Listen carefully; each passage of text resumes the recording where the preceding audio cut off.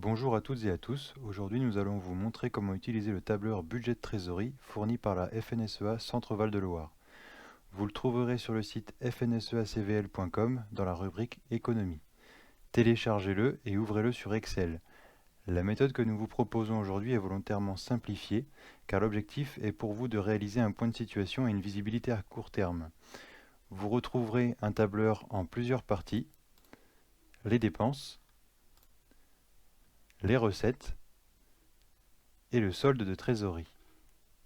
Avant de rentrer dans la saisie, le tableur a besoin de connaître certaines informations essentielles. En premier, il a besoin de savoir à quelle date vous souhaitez commencer le budget de trésorerie. Dans la première case date, tout en haut du document. Vous pouvez choisir la date qui vous convient, la méthode de saisie ne change pas. Vous avez aussi la possibilité d'indiquer le nom de votre entreprise, ce qui sera utile si vous décidez d'envoyer votre document à votre banque ou à votre comptable. Vous devrez également indiquer votre situation de paiement de TVA. Le logiciel gère les TVA annuels ou trimestriels. Juste ici. Ensuite, vous allez pouvoir indiquer le montant de crédit ou de débit de TVA à la ligne crédit TVA ou TVA à payer dans la case orange saisir ici.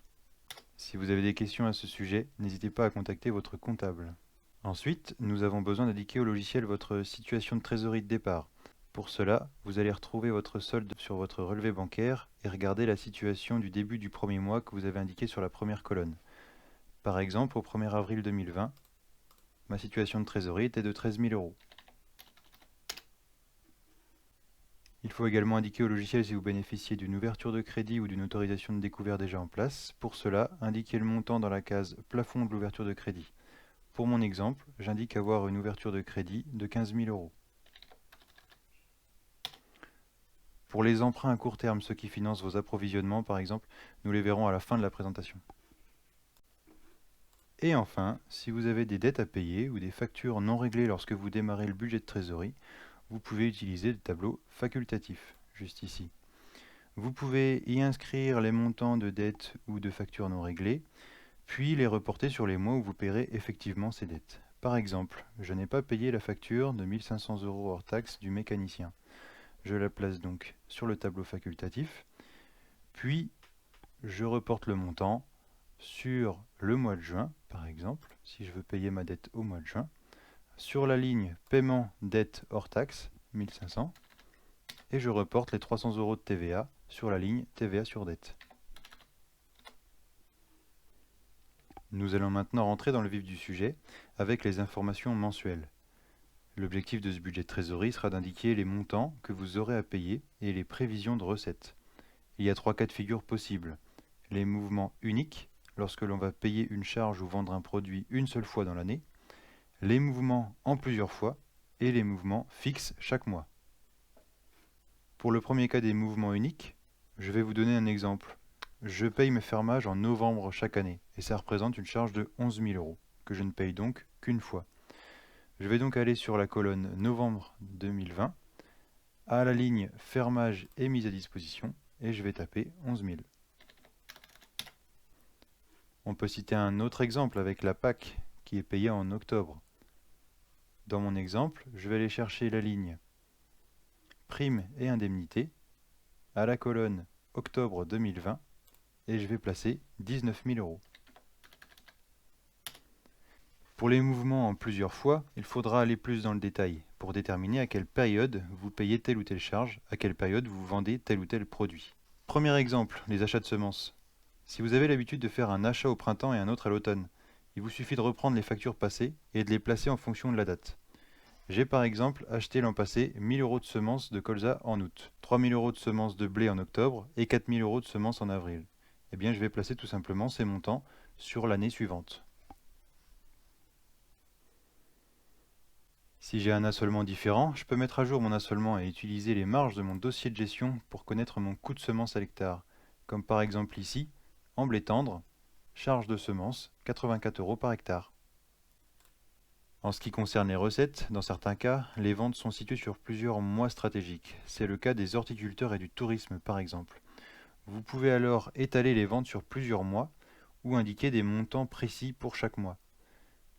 Si je loue un gîte de juin à septembre par exemple, ici, je vais pouvoir indiquer des montants précis si je les connais. Pour les mouvements fixes, on va retrouver deux cas principaux, soit des charges ou des produits réellement fixes, comme des factures de téléphone par exemple, soit des charges ou des produits que l'on va figer manuellement parce qu'on a des difficultés à estimer des variations dans les prochains mois à venir. Premier exemple, si vous avez un ou plusieurs salariés, vous payez le salaire et les charges sociales chaque mois.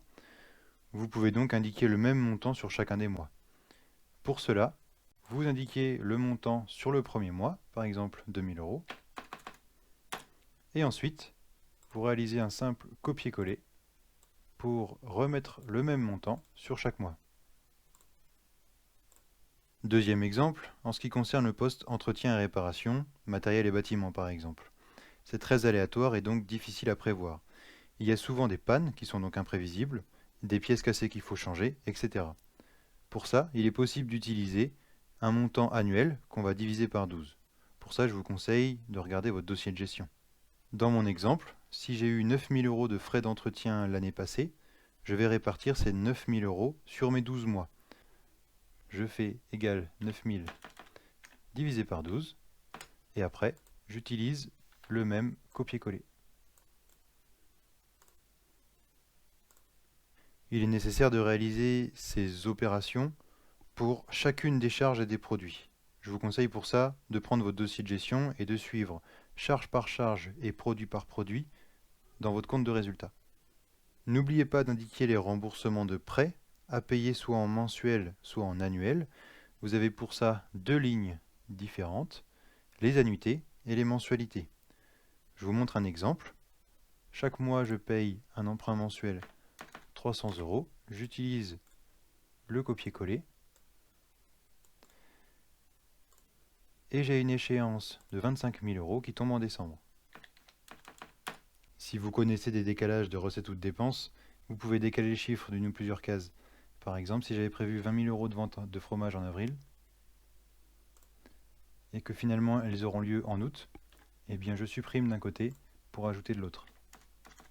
Par contre, si ma vente est totalement annulée, c'est-à-dire que j'ai perdu mon chiffre d'affaires, eh bien je supprime tout simplement le montant du mois d'avril.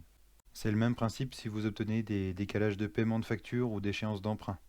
Si vous avez besoin d'enregistrer une charge ou un produit qui n'existe pas dans la liste proposée, vous pouvez utiliser les cases grisées, comme ici par exemple. Attention, pensez à vérifier le taux de TVA, car selon le type de charge ou de produit, le taux de TVA peut être différent. Par exemple, si je souhaite supprimer l'aliment bétail, parce que j'ai pas d'animaux par exemple, par achat d'emballage, je remplace une charge à 10% de TVA par une charge à 20%.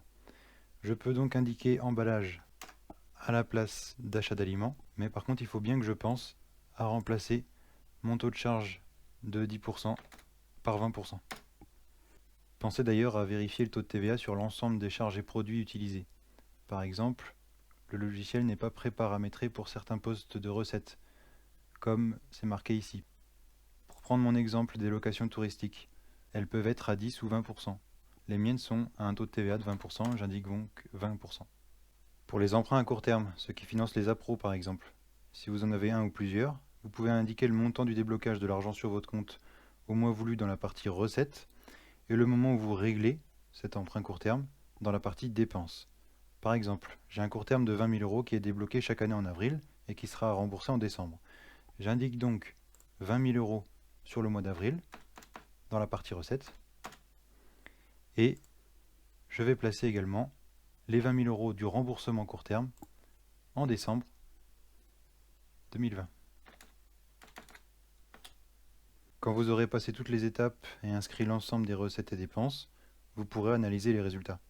Pour ça, vous allez voir le montant de la trésorerie de fin de mois sur la ligne solde cumulé, que je vais vous montrer. Ici, montant qui est également présenté sous forme de graphique juste en dessous. Dans mon exemple, je peux m'apercevoir que d'ici à la fin de l'année, ça devrait bien se passer, puisque en janvier 2020, j'ai une trésorerie à 37 000 €, mais que par la suite, ma trésorerie va certainement descendre dans le négatif, voire même en dessous le plafond de mon ouverture de crédit. Je vais donc avoir besoin d'une solution pour ma trésorerie. Pour l'envoyer à votre comptable, votre conseiller ou votre banquier, vous pouvez l'enregistrer en format PDF. Pour ça, rien de plus simple, il vous suffit de cliquer sur Fichier, puis Enregistrer sous, et vous allez chercher Classeur Excel, que vous modifiez en mettant PDF.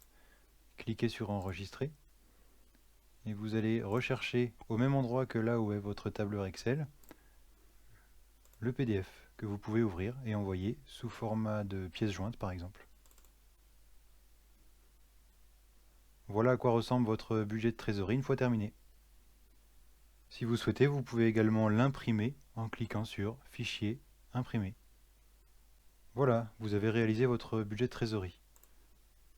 Si vous avez besoin d'aide ou que vous êtes bloqué, tous les conseillers et comptables d'ASC FIGA et AS Centre-Loire sont à votre disposition pour répondre à vos questions. Merci de nous avoir suivis. Bonne journée.